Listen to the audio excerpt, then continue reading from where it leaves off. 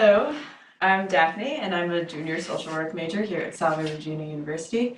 And this year I had my field placement at Visiting Nurse Services of Newport and Bristol counties.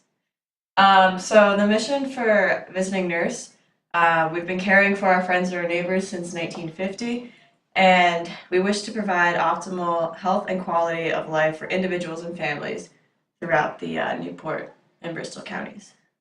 Um, So at this agency, we offer palliative care and hospice care, and palliative care is either long-term or short-term, and usually this is taking place in the home, not in a nursing home. And then hospice is an end-of-a-life care, which can take place in the home.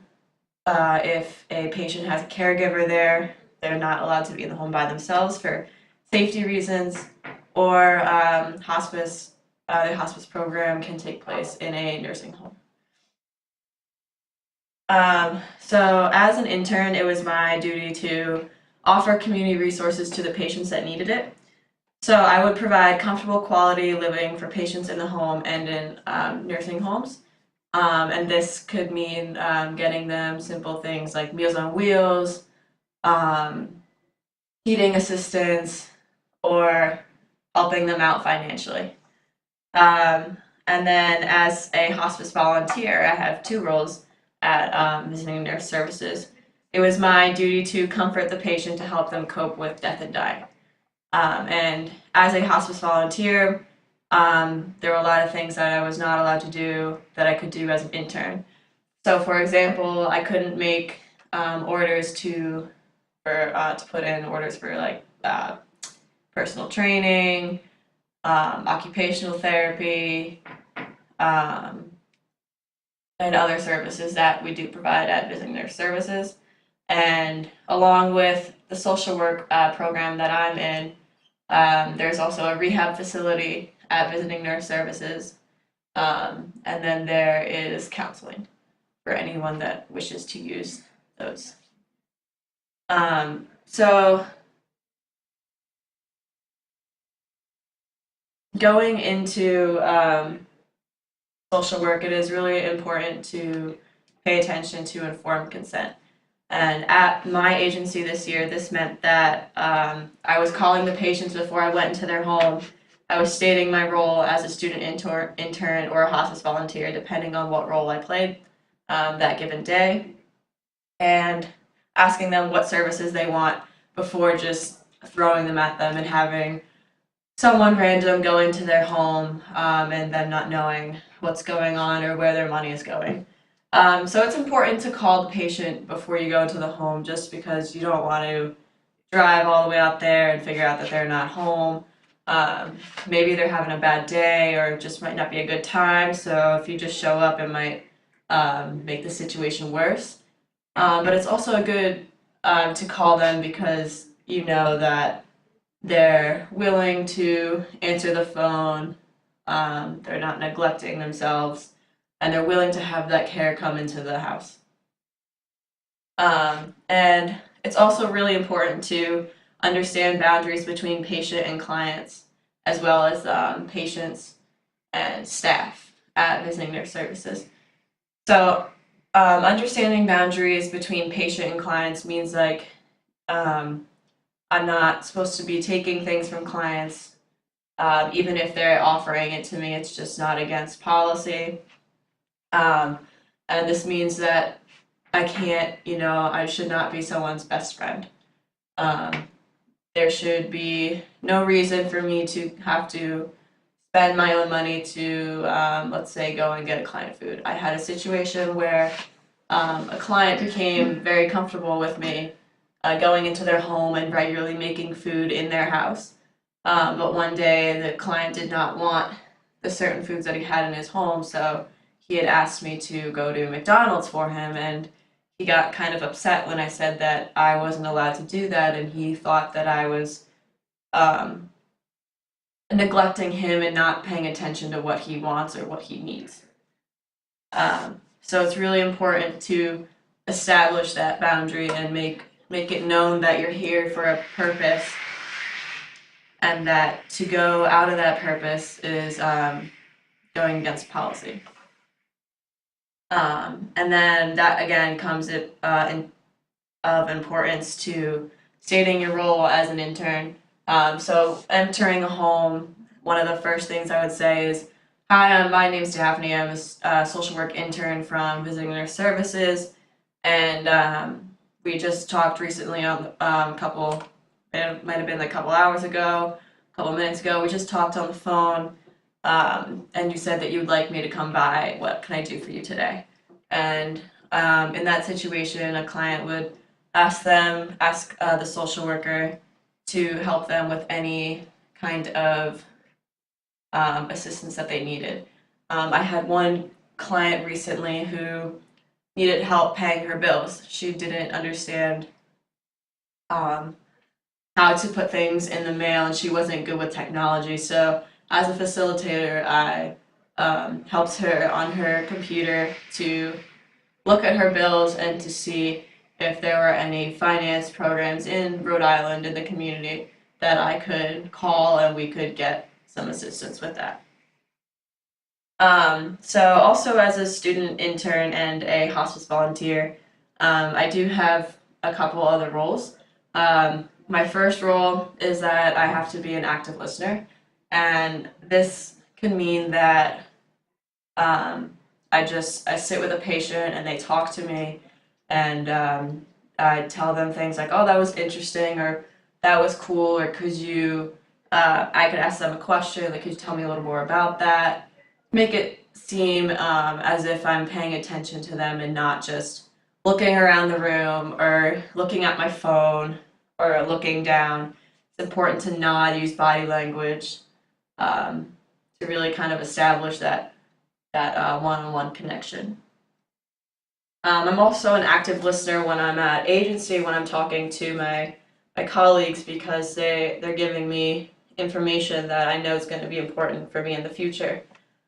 So it's a good idea for me to really pay attention and get the benefit of them giving me all the information that I will need. As I already said, I'm a facilitator, so this means I'm linking clients to services that they need. And a lot of these services could just be in the community, or it could be a service that VNS provides. Specifically for social work, it was my duty to make sure that when I'm linking the client to the service, that I'm following through with it and not just telling them about it and letting them do it on their own. I sat down with them, went through steps with them to be able to complete a certain task. It could be a small task, like I was helping a client move some of her old clothes and her jewelry into storage, helping her organize things. So finding a service to do that, finding a storage unit to do that. I sat down and helped her do that. And then lastly, I'm an educator too. And I'm an educator about, it could be services in the community, and VNS, or about applications. So I had a patient who requested a medical marijuana application, and there were things, and it's a very lengthy application. It took probably an hour and a half to go through the whole thing, but they ask a lot of questions that even I don't know as a social worker, but for me to sit down with her and be able to educate her about or tell her about some parts of the application really meant a lot to her. It helped her get the application done, and she got what she needed in the end, which was a medical marijuana card. So I guess I have a bunch of different skills too as an intern.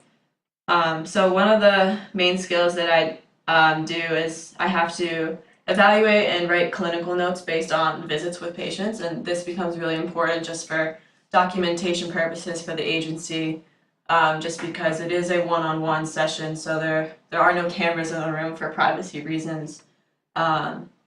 There's nobody standing over my shoulder to make sure I'm asking certain questions. It's all up to me to literally paint a picture and words of that visit. And this includes patient's name, their condition that they're in, what they're doing that day, like how they appear, how they are talking to me, how I'm talking to them, any like concerns I may have I can put in there, and then those issues can be further addressed with the social work manager at the agency. So to be able to write those clinical notes is a really big privilege and skill that I got to experience this year. And I also found that writing clinical notes helped me to look at the overall picture with a patient. When I'm with a patient, I'm so focused in on them and what they're saying and doing in that moment that I don't really look at the overall situation. And sometimes looking back on those clinical notes can help me see if there was a concern, can help me see more about a concern. So I had this one patient over in St. Clair's nursing home, and she likes to complain a lot, but some of her complaining does concern me. So in my clinical notes, I'll write, there's this one time where she had asked me to get a nurse so she could have more medication, but the nurse said that she had just taken her morphine, and I went to go tell the patient that, oh, like you already took your morphine, and she didn't remember. So that's a concern to me that she's not realizing that she's already taken her medication. I don't want her to overdose, or even put the staff into jeopardy by giving her more medication. And dealing with that situation, I